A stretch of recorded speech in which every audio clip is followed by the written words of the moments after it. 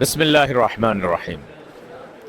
সম্মানিত সাংবাদিক বন্ধুগণ, উপজেলা পরিষদের সম্মানিত কর্মকর্তা কর্মচারীবৃন্দ, সুপ্রিয়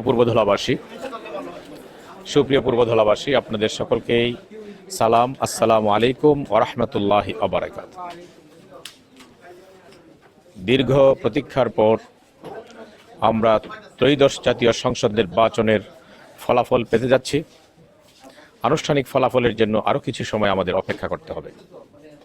আশা করি আগামীকাল সকাল 11টায় আমাদের মাননীয় রিটার্নিং অফিসারের মাধ্যমে আমরা জাতীয় সংসদ নির্বাচনের পূর্বধলা নেত্রকোনা 161, নেত্রকোনা 5 পূর্বধলা আসনের চূড়ান্ত ফলাফল আমরা পাবো ইনশাআল্লাহ।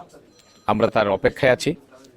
আপনারা যারা এই নির্বাচনে একটি সফল নির্বাচন উপহার দেওয়ার জন্য ভূমিকা রেখেছেন, সরকারি কর্মকর্তা কর্মচারী, আইনশৃঙ্খলা বাহিনীর সম্মানিত কর্মকর্তা কর্মচারীবৃন্দ, মিডিয়ার সম্মানিত সাংবাদিকবৃন্দ, আমার দলের সম্মানিত নেতা এবং কর্মীবৃন্দ, সাথে সাথে যারা আমার সঙ্গে প্রতিযোগিতা করেছেন বিভিন্ন দলের রাজনৈতিক নেতা এবং কর্মী, সকলকেই আমি আমার ব্যক্তিগত পক্ষ থেকে আন্তরিক অভিনন্দন জানাই।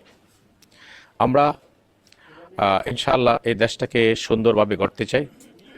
নতুন ধারার রাজনীতি আমরা এই দেশে চালু করতে চাই, আর সেই রাজনীতি হবে দেশ গড়ার রাজনীতি। আমরা মানুষকে স্বপ্ন দেখাই মালয়েশিয়া, সিঙ্গাপুরের কথা বলে, তা আমাদের বাংলাদেশ কেন মালয়েশিয়ার মতো ডেভেলপ হতে পারবে না? এর জন্য দরকার, মালয়েশিয়াতে দরকার ছিল একজন ডক্টর মাহাথিরের, বাংলাদেশের দরকার আমি মনে করি একজন ডাক্তার শফিকুর রহমানের। আশা করি দেশের জনগণ ডাক্তার শফিকুর রহমানকে সেইভাবেই দেশ গড়ার জন্য তাকে গ্রহণ করে নেবেন এবং তিনি সেই দায়িত্ব পালন করবেন।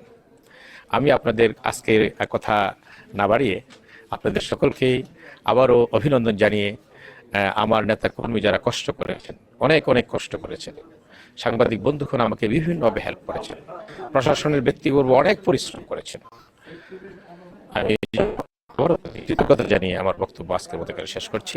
আসসালামু আলাইকুম ওয়া রাহমাতুল্লাহি ওয়া বারাকাতুহু।